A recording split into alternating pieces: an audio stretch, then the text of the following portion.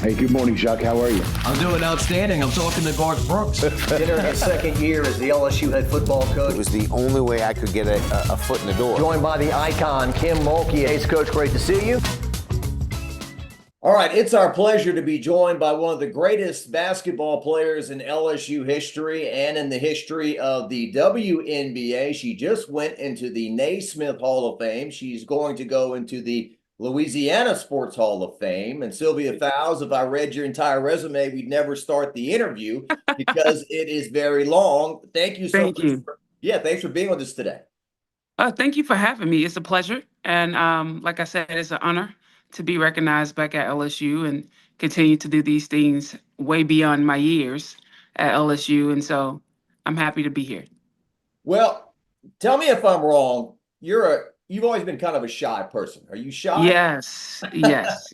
I wouldn't say I'm shy. Yeah. Shy is a understatement. I'm not shy, but it definitely takes a lot for me to get comfortable around somebody to open up. Yeah. Well, and even when you've had an amazing career and deservedly so, going to the Naismith Hall of Fame, when they put you up there on a podium, bright lights, all these people staring at you, you got to speak. Is that your favorite thing to do? No. As you can see, I stumbled for about the first 2 minutes of my speech, but I pulled it together and got what I needed to say out. Well, I think everyone loved your speech, did a great job, and you acknowledged a lot of people, which was full of you along the way. You said it was surreal. You couldn't believe you were up there. Is that how you feel? Yeah, it's kind of weird. I made this statement before. When you're in the thick of it and you're just going through the season, you're not really thinking about all the things that you're accomplishing along the way. And so you kind of tunnel vision. But to say that I had a great 15 years in the W, and for like people to recognize that and honor that, I think it said a lot because, I didn't get that recognition as much when I was playing. Yeah, well, and I look at your career too, like Simone. It was like you were playing 2 seasons in a year, right? You're in the WNBA, and then you're going to Russia and and all that. Yeah, it was weird. I think I did 11 or 12 years overseas doing that as well as playing in the W. And so to have that time to break and sustain a longer season in the WNBA, I think it meant a lot. And I hear they pay good over there too. They do. They play very well over there. I don't know what it's like now for these young women to go overseas and play, but during my time, we definitely made a lot of money. Good deal. Awesome. Well, let's go back maybe to the beginning a little bit. So you grow up in Miami, right? Correct. And you're on the playground playing against guys and stuff, or how's this happen? Yeah, so I was only allowed to play with my brothers because the girls in the neighborhood really didn't play basketball. And so my only opportunity was with my brothers, but not being knowledgeable of the game, they only made me play defense. So I didn't know that you can play both defense and offense in one setting. And so I learned that once I played my first organized basketball game, which was 8th grade in middle school. And at that point, that's when I realized that I've been getting punked all my life. Well, I would think that a guy like Bob Starkey, he maybe want to trick more players to being that way. Let's learn defense first, right? And then but that's a good thing though. And it exactly was like that once I got to LSU. Coach Starkey definitely was a defense oriented coach. And so he made sure we started every practice off with some kind of defensive drill. Yes. Right. Because the average person, they pick up the ball, they dream of 3, 2, 1, I'm going to make the shot. Let's score 40 points. They don't think, okay, get down a defensive stance, slide left and right. These things aren't fun, right? But they're very crucial. Right. Yeah, you have to have some in you if you definitely want to play defense. But for me, it was always challenging, but you have to play mental games with yourself. And I think that's how I got through a long career. I just used to play mental games with myself defensively. Well, I look at your career. You were named Defensive Player of the Year. You got a lot of defensive awards. So I mean, it goes back to my roots. It goes back to my roots. It's all I know. I think that's what gets me going offensively is my defense. And like I said, it's just something that I learned to fall in love with because not a lot of people like it. You're 6'6"? 6'5" on a good day, So some person might say, well, she's 6'5", it's easier for her to block shots. Well, I've seen plenty of 6'5" players who can't, or they foul, or they whatever. So, how did you approach playing defense? How much work did you put into it? A lot of work, but it's about angles. It's about angles and it's about timing. And I had really good coaches along the way to teach me that and to hone in on that, especially Coach Starkey. That was one thing that he always told me, that it's about the angles. It's where they're releasing the ball, where you're going to meet the ball. And so, like I said, it's all about the mental games of it. But if you get those core things down pack, if you have to drive and the will to challenge yourself, you'll be pretty good defensively. So Sue Gunner comes to Miami to see you, or Sugana came to Miami to see me, yes. yeah, But before that though, we had players up there. We had Marie Ferdinand, then we had Shalonda, then we had Flo, and all of us are from the same high school. So to have Sugana come see me for the fourth time, I was the fourth one that she came down to see. It was a big deal. It's a dang on a big deal. yeah. And in your Hall of Fame speech, you said a lot of coaches were maybe, I don't know, just giving you the lines, or you I didn't. mean, yeah, you know how college coaches are. They want to get you on campus, so they're gonna tell you all the good things that you want to hear, and they're gonna butter you up. But Sugana was the total opposite. She didn't praise me. She didn't promise me starting spots. She didn't give me all these things other coaches was trying to give me to get on campus. But she was very honest, and that's something that I really appreciated because, like I said, it resonated with me and how I was raised. Between my mother and my brothers and my coaches too in high school, like they really didn't give me anything, so they made me work for everything. And so I knew right away that that was a coach that I wanted to play for. Like she wasn't going to let me slack, and she was going to get the full potential out of me. Hmm. What role did Simone Augustus play in you coming to LSU also? I didn't know Simone at that time. It was solely based off just Shalonda and Florence, because they was my Miami natives and we played together in high school. I knew of Simone once I got to campus because she's a dang on big deal. And so I learned quickly that I was going to be playing with some of the best, and it made that decision just that much easier. Yeah. When you reel off the top players, Hmm. certainly before Kim Mulkey got here, you'd say Tamika, Simone's, Big Sil. Those were like the immediate ones that come in. Uh-huh. You guys only played together for 1 year though, right? 2 years. 2 years. Okay. Yes. So you two played together years. 2 years. Okay. Yeah. Your freshman year is the year you lose to Baylor in the Final Four. Yep. So 33-3, I think, was that team Mm. that year. And just how do you reflect back? Because even LSU's current run, Uh-huh. they haven't done what you guys did in terms of 5 straight Final Fours over Mm. that period of time. There's the accomplishment, and then there's that team in particular. It's like, man, should they have won a title or not? We should have won plenty of titles, in my opinion. Um, but it just boiled down to it wasn't our time. I think we had all the pieces that we needed, and I think we had really great coaches during that time frame, and you had really good basketball. But when you think about that team that we put together, you just think about all the hard work that went into those seasons. I can recall back to my freshman year, and I was so nervous about like making times at 6 a.m.s. And Tamika basically just came up to me and she was like, "Look, if you keep up with me, you'll be fine."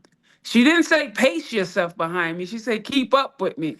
And so, okay, as a freshman, you aim to please. So I kept up with her. And I think for the rest of my 4 years, Bob Starkey used to make me run guard times.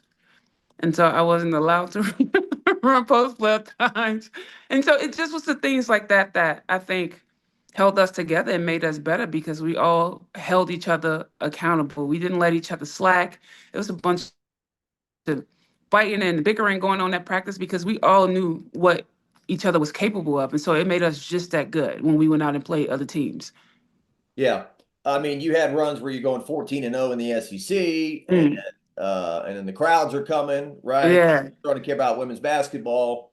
What was just that time period like? Um, a lot of craziness. I think our LSU fans is some of the best fans that I've witnessed throughout college, and I still think they're phenomenal. I still keep in contact with a lot of those fans when I was there, and they're supporting the girls, so that says a lot. But it just shows you where hard work gets you.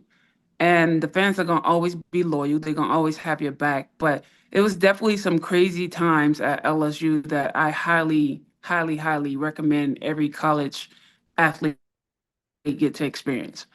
You dunked the ball against the Raging Cajuns in 2007. Uh-uh. That was a big moment. Hmm. I don't know if I was watching the game live or not, but I started hearing Sylvia dunked the ball. Did you hear about this? So, what did that was that I mean, I don't think it's happened since. You did it? It happened my last season All-Star. So you know, like I don't like to. One, I hate the attention. So I'm not an attention seeker. So I tend to shy away from the things that's going to put me in the limelight. But it just come instinctively. Like I didn't think about it. Um, it just was a breakthrough play. Kind of reminded me of kind of high school when I first dunked in high school. And I think all three of those same plays basically just happened. I'm up at the top of the key, pressing the ball. The guard loses the ball, and I go the opposite way and just dunk. But it wasn't planned. But I'm happy that I had a chance to do it. Yeah, when I say it hasn't happened since, I don't think it happened at LSU before you did it, and I don't think it's happened after you did it at LSU. Uh-huh. I guess it's the only one. I mean, I could double check, but I don't think it. Okay, I'm happy to hold that title. Absolutely. Your last year, so Bob Starkey takes over as the coach into the Uh-huh. season. And I just remember, and I always tell the story, it's funny. So you go all the way out to Fresno, California. Mm-hmm. You're playing UConn with a trip to Uh-huh. the Final Four. And Bob Starkey gets up at the press conference and he's like, nobody knows who I am. I'm going up against Gino Auriemma. He's better looking than me. He's better dressed than me. He's Gino Auriemma. He's got all these national titles, blah, blah, blah.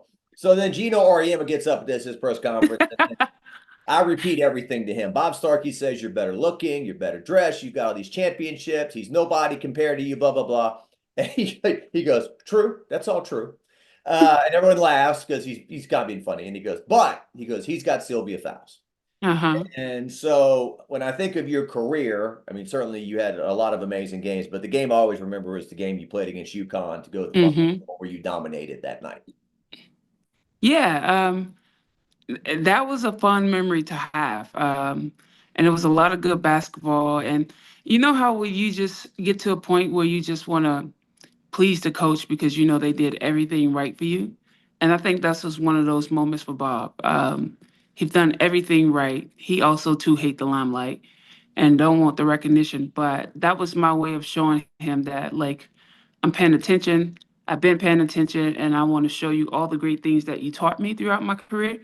And so that was one of those proud moments for me because I felt like Bob deserved that moment in that time to shine because he done all the right things correctly.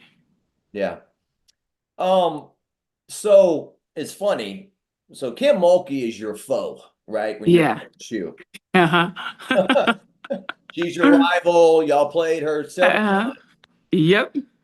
And it's funny, I joke with Simone about this. I remember back then, LSU fans, Kim Mulkey in her outfits, and she draws attention and stomps her feet and blah blah blah. And now it's, oh, we love Kim Mulkey in her outfits and when she stomps Uh-huh. her feet. So what role has she? I mean, obviously, she has played a pretty big role in reaching out to Hmm. players, greats like yourself, bringing them back. Hey, Hmm. we're all a family. We all love each other. What is your relationship with Kim Mulkey been like since she took over here at LSU? It's been phenomenal. She's definitely a coach that I can say put herself out there and making sure that us alumni feel like we still part of something that we help build, which is very special. Because not every coach give you that opportunity, but she's very grounded. Um, and she want to make sure that we're part of the family. But she reached out to me often. She definitely reaching out and she congratulating me and she keeping in communication with me, making sure that I know what was going on and the things that she's trying to do for me on LSU campus, which makes a huge difference because I never had that done before either. But she's definitely that grandmother that making sure she keep you in the loop on everything, which I can appreciate. I interviewed Adrienne Webb, who played a little bit after you at Mm-hmm. LSU, and she said, I go to my mailbox one day and I open it up and I've got a piece of the court from Dallas, Texas, where LSU won the title. Mm-hmm. That meant a lot to me that they thought of me and did that. I'm sure you got something similar. Yeah, I mean, she wanted everybody to be part of that championship. She wanted everybody to celebrate before them, after them. Like she just wanted to make sure everybody felt like they was a part of it. And it takes a special individual to put the pride aside and recognize the people that came before them. And so she has 100% of my respect, and I love her like she coached me. That's awesome. Yeah, because I've seen different coaches at different sports over the years at LSU, and that always seems to be a mistake that they make, perhaps. Mm-hmm. This is my thing, and I'm not part of that fraternity or sorority. That's not Right. us, and that's not the way to do it. I mean, it's the bigger picture. Like at the end of the day, it's all family, just generations of it. And everybody put in that hard work. They put in that sweat. They put in the time served there to be awesome. And so to have us to try to be part of that is very special. Yeah. Very special. I think I'm pretty confident in saying this. If Kim Mulkey doesn't come to LSU, Simone Augustus doesn't have a statue outside the PMAC. I mean, Oh, that's hard up 100% true. If she don't come to LSU, Simone don't have a statue. Yes. yeah. I mean, she got that thing done. She was in the middle of her second year. They're playing a game on Sunday, and they unveil it. And what did that mean to you to see that happen? It just shows you she cared about women's sports, and two, she honors the greatness that came through LSU. And not too many people can put their pride aside to do that, or not too many people will want to go back to attempt to do that. But for her to honor Simone and her hometown and acknowledging all the great things that she's done through the sport of basketball says a lot. And to have her statue on campus, that is so big time. That is so big time. Yeah. And now I'm going to put you on the spot, Sylvia. Uh-oh. So the next in line to get a statue should Uh-huh. be the person I'm talking to. That is a big discussion point. And Yes. look at your career. You went to 4 straight Final Fours. You won championships in the WNBA. You have 4 gold medals. Correct. PM. That's just the tip of the iceberg with you. And as we said, you just went to the Naismith Hall of Fame. So what would it mean to you if they erected a statue in your honor? I think it pretty much sums up what this basketball stuff is all about. Everybody can talk about my greatness, I think, but at the end of the day, having a statue on LSU campus when I didn't even think that this was possible, I think it sums up my basketball career and the things that I've done over time. So it definitely would be the highlight of my basketball career. Yeah. Yeah. Because, I mean, it was just almost, I guess it's, I don't know, sexism or whatever. You just assumed that it was always going to be guys out there. Like, Right. and Uh-huh. now this discussion has started, and, you know. I mean, you have so many great women that come through these universities. So why not? I mean, yes, sexism plays a part in it, but at the same time, too, greatness is great. So you have to acknowledge it.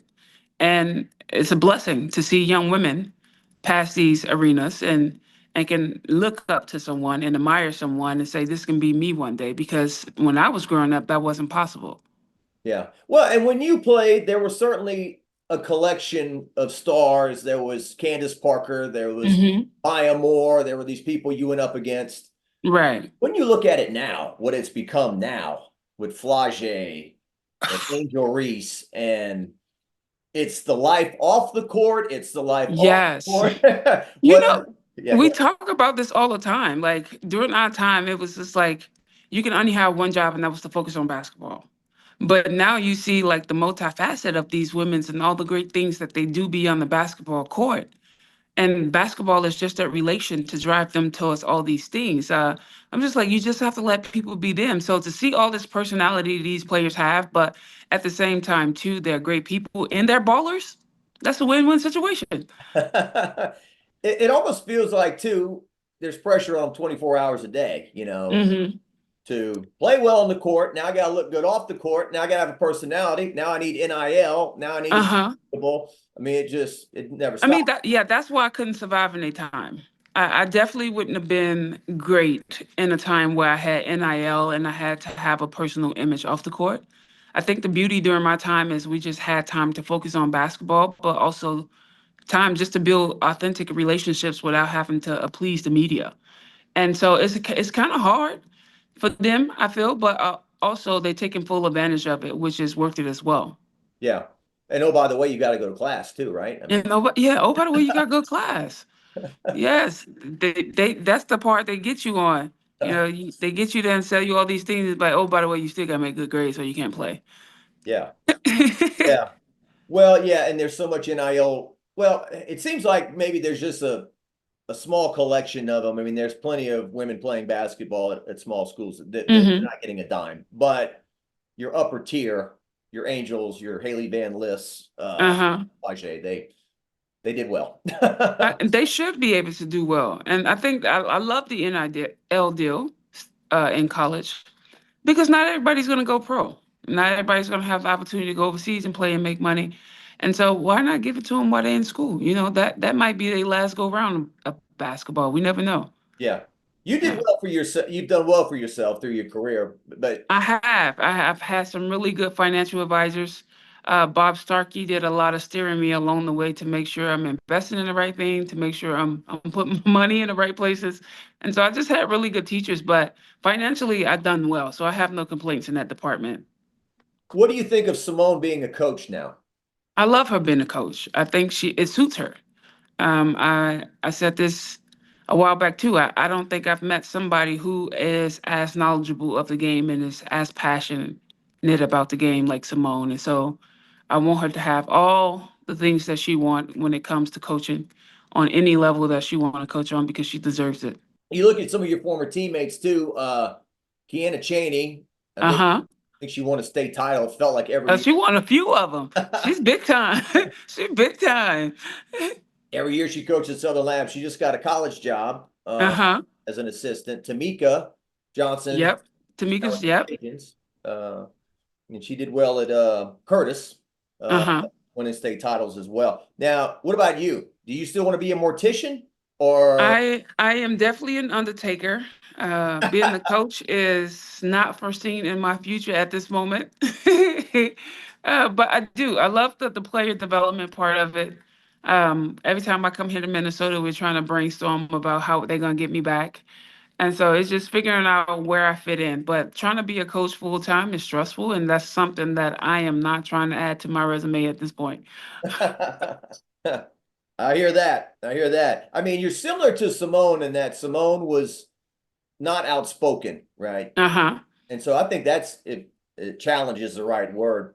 Mulkey has talked about. We just need her to speak up, talk, vocalize. I mean, she speaks when she need to, and that's one thing that I respect about her. Yeah. Yeah. Yeah. What's it? You're old enough. E.F. Hutton, when she speaks, people listen. That was the old commercial. Yes, basically, yeah. She's not just gonna feed you anything, but when she has something to say, you definitely gonna listen. All right. A few more things. I appreciate your time. So, what did it mean to you when LSU beat Iowa and Caitlin Clark to win the first national title, not only in the history of the women's program, but the men haven't won one either. It's the first one in the history of the school. Um, it just shows the longevity of what that program is about and how we just don't give up. And we may be down and out, but we always figure out a way to get back into the swing of things. And so to see them win their first national championship meant the struggles we've been through, the struggles of us trying to make it to four Final Fours and never winning, and the groups before us making it to Final Fours and never winning. But it just showed like um, the will we have at LSU and who we bringing in and making sure we put the right pieces in. But it was a very proud moment. I still celebrate them like I was part of that team too. So and so it meant everything. It meant everything to the program, but it also meant everything to the city as well. Yeah. I know I was thrilled when they brought Starkey back. Uh-huh. That's my guy. I've been trying to get him back at LSU for so long. Yeah. Well, Yeah. what's it like to still? I mean, I would guess that you watch games on a pretty regular basis, Yes. and see him on the bench. That makes you happy. I mean, I got questions. I ask questions like, what are plays we running? Like, why is this working and why this not working? Sometimes I have to tell him, like, stop fussing so much. Your blood pressure gonna go too high. So I just got to make sure I keep my guy in line. Defense and rebounding, huh? It's still That's all we be talking about. Like, who gonna rebound the ball? right, right. And he never wanted to be a head coach. Like that's the joke. Like some people don't want to be the front man. They want to, play drums in the back. And that's Yeah, he's really good at that. yeah. He reminds me of myself in a way. Like, he don't want the limelight, but he's really good at his job. And so he rather lead by example, and he speak up when he need to speak up. He got a little bit of sarcasm in him, and he's a he's a funny guy. Um, what do you make of what did you make of Angel Reese, the way she played at LSU, the way she plays, and is she just now a victim now of all this media and all the people Um, talking and stuff, or I think people's gonna talk regardless, whether that's you doing good or whether you're doing bad. Angel is just a special case of a really talented, beautiful young baller, and she's just gonna get media thrown at her every which way. If she breathe wrong, she's gonna be wrong. And so I think it's just part of who she is, and she's just got to take it on the chin and just continue to roll with it. I think she's been carrying herself in an appropriate way and not responding back to media at the moment, and everything is gonna fly over. By the end of the season and playoff start, they're gonna forget about Angel and things that she said. It gotcha. just comes with being a great athlete, Yeah, unfortunately. yeah. Well, certainly covering her time here was like no other time. I mean, you get Uh-huh. post-game press conferences looking around and there's a lot of national people there and Mulkey plays a big role in that too. I mean, I joke, Sylvia, that LSU could be playing, University of Alaska or whatever, and she might say something very interesting in the post game. So I'm going to be there. So Of course. You have to sell it. You have to give it when it's due. And I think she do a really good job at playing her part and making sure people are paying attention to women basketball. And that's something that I really love about her because you just know you don't know what she's gonna say any given moment. So you have to be ready. all right. So we're in football season as I'm talking to you. Are you a football fan? Unfortunately, no. Don't watch football. I do not watch football. Yeah, I do not, I'm in my era of just watching women's sports, if I'm being quite frank. got you. Well, I mean, Yeah. that might be good for you. You I know, yeah, I haven't been watching male sports. No take to the males. I just think we in a prime time of just women's sports is booming, and I just want to do my due diligence and making sure I'm doing my part. well, you mentioned the blood pressure with Starkey, so maybe you keep your own blood pressure in check, not watching LSU play football, because Whew. Let me tell you, if I start watching LSU play football, they probably give me hypertension for sure. funny. Now, but your area, LSU had a run of Dwayne Bowe. Do you know him? I know Dwayne Bowe, yeah. He's from Ali the area, Highsmith, right? yeah, he's from the Florida area. He went to Miami Norland. Okay, because Ali Highsmith was at Miami Central. Yeah, so I had a few Florida boys there with me. I loved Allie Highsmith. I He know that's my guy. That's my guy. he was a great player, and he was a clown too. He was just I funny. mean, can we help it? Florida people are weird. If you haven't noticed, So, crazy. so LSU's playing Florida this weekend in football. So you're not going to lose any sleep over this one way or the other, I don't guess. But No, I want both teams to do good. I represent Florida teams, but LSU got my heart. is that all right? So you got some love for the Gators? A little? I support all my Florida teams. Got you. Yeah, I wouldn't say I got some love for them, but I do support Florida teams. But LSU definitely has my heart. So if I had to choose anyone to win, it's definitely gonna be LSU. Okay, awesome. Yeah, So, and then the NFL teams too, like the Dolphins, the Bucks. I support the Dolphins as well, although we haven't been doing great. I support them. I support the Florida Marlins. I support the Panthers. I support all my teams. FSU, I support them too when they playing. There you go. University of Miami, FIU. I'm all over the place. It's the Owls of Florida Atlantic too. Yep, the Isles of Florida Atlantic. Yeah, There's a lot of them down there. All right. Mm, Well, you got a birthday coming up too, I noticed. I do. Don't tell my age. 35. Ooh, always for the next couple of years. I'm 35. So, what in closing here? So you're going to live in Minnesota, or are you going to travel, or what's next? No, I'm a little bit of everywhere. So I have a pit stop here in Minnesota. I go back home and pit stop in Florida. Panama is my new destination spot, out in Olympia, Washington, you know. So I'm a little bit of everywhere. I try not to be tied down to one place because I love to travel everywhere. So I'm a little bit of everywhere across the world at this point in my life. You're working out and still staying in shape. When you came to LSU, you and Simone, you didn't have all the muscle in the world, but I see you now. I wish I had arms like you've got. I mean, you got a good regime or what? Yes. So I do come here. I come back to Minnesota and use all their facilities. Actually, before I talk to you, I had a workout and I got in the steam room, and then I jumped on the call with you. So next, I will go do some treatment on my knee. My trainer's here. So make sure he take care of my knees and my hips. So I do. I cycle a lot, Pilates, and now I'm getting into swimming. So all this low impact stuff is what's keeping me going. Well, Bob Starkey coached Shaquille O'Neal and he coached you. And Yep. I remember he said one similarity between the two of you was that both of you got hammered when you played. And it was kind of Yep. like, well, he's big or she's big. She should suck it up, And Basically, a foul is a foul if you ask me, but okay. yeah, it's like, oh, well, she's so big. She should be able to take that, right? And so Yeah. it was hack a Shaq and hack a Sill. So Yeah, it comes with the sport. That's why we're great. yeah. Well, look, I really enjoyed talking to you. Thank you.